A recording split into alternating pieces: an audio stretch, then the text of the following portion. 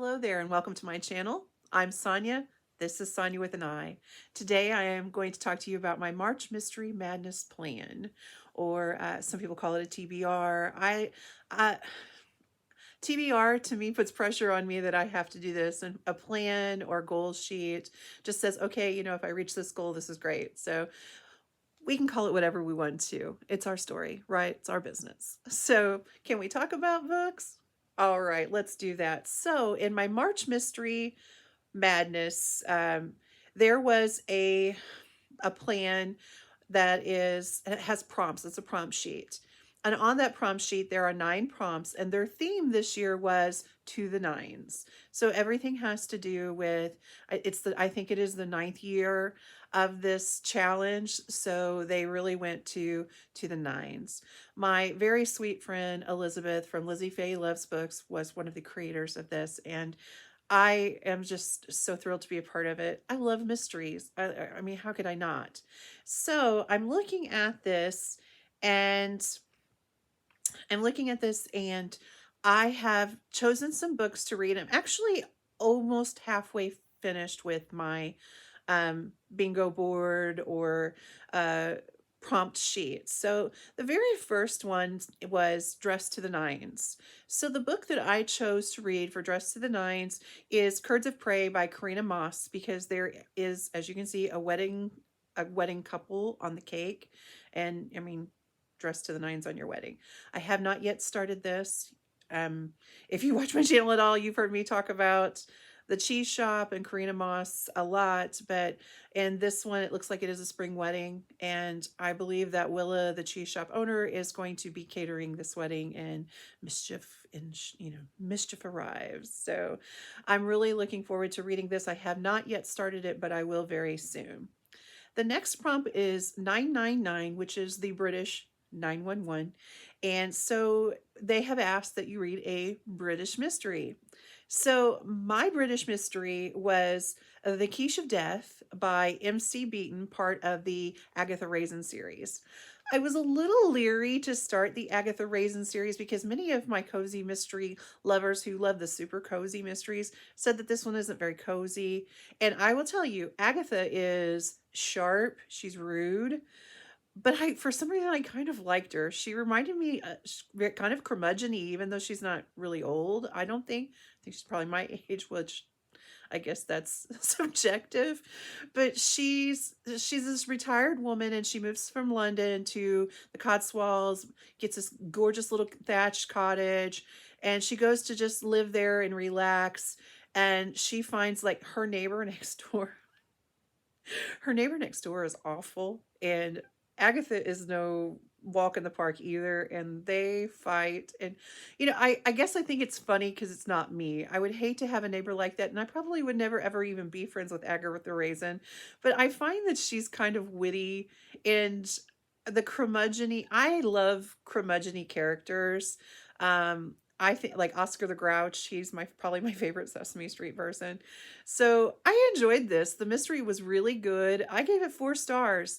Um, I will read the next one too. And I'm kind of kicking myself because I'm like, why did I wait so long to read this? But I thought it was great. Basically, Agatha she wants to fit in and she wants to be popular in her neighborhood. So she joins this quiche baking contest, but she doesn't bake. So she bought one, but the judge ends up being poisoned from the quiche. So I loved it. I thought it was great. I really, really like Agatha Raisin, even though she's not likable at all.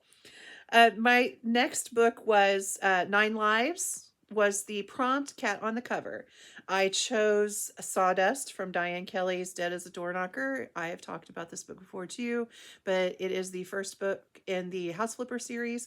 I have read 2 and 3, but I have not read the first one. I'm really looking forward to this. Whitney's a carpenter, and she and her cousin flip houses for money. Can't wait to read this. It is Diane Kelly month for me because 911 first responder of any kind. I chose a police officer, and I chose the book Busted by Diane Kelly. I just finished this book, and it's not a cozy. I don't even find it really a cozy mystery, in my opinion. It is more of a women's fiction women's humorous fiction. It is very funny. It reminds me a lot of Sex in the City. It is spicy.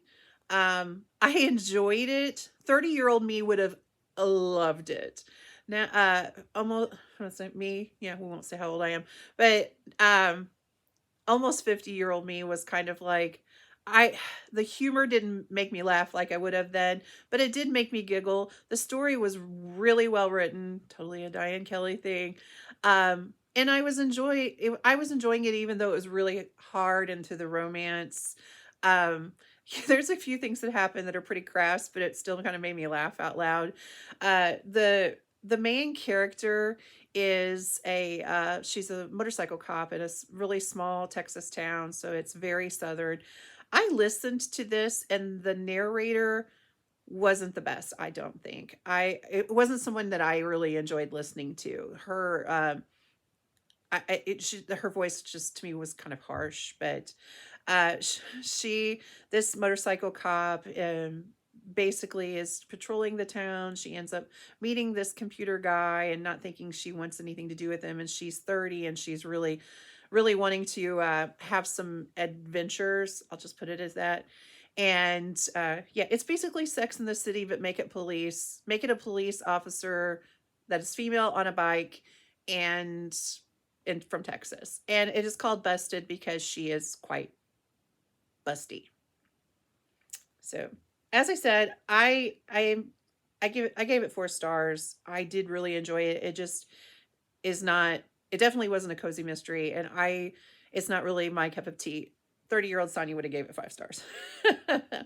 The next book that I read was a book that reminds us of Janelle. I unfortunately did not know Janelle, but there are so many people that speak so highly and lovely of her. I'm sure she was a beautiful person, and I was told that she liked old, kind of gumshoe sort of mysteries. So I read I, the Jury by Mickey Spillane. And I will say it is not my normal cup of tea, but sometimes I like to throw a little spice in the tea. Not This was definitely spicy too.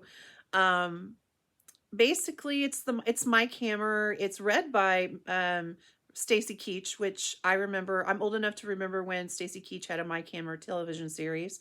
I didn't watch much of it, but I think my grandfather did. I it's the very first in there, and his best friend is murdered, and he is he's basically going for revenge. He's going to kill the person that killed his best friend. And of course, it is a product of its time. The ladies are tomatoes, and their assets are really the only thing that bring them any value.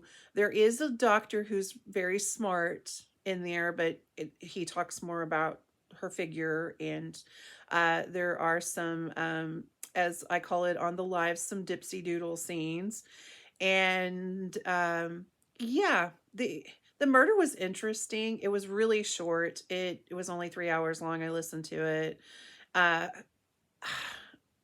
for what it was, I enjoyed the mystery, but like, I just kept thinking this guy's a sociopath. This guy is a sociopath. This is. I tried to put the sexism and the racism and the body shaming and all of that out of my brain and just kind of listened to the story, and I gave it 3 stars. I enjoyed the story. If you can get past all of the other things that are kind of cringy. So for the next prompt, it is The Nine Patch, a book with a quilt on the cover. I chose A Patchwork of Clues by Sally Goldenbaum. I have not started this yet. It's from the Queen Bee's Quilt Shop Mystery, and I know nothing about this book. I haven't even read the synopsis, and I don't want to. So I plan to read it. I don't know what's going to happen in it, but when I do read it, I'll give you a little summary and a review.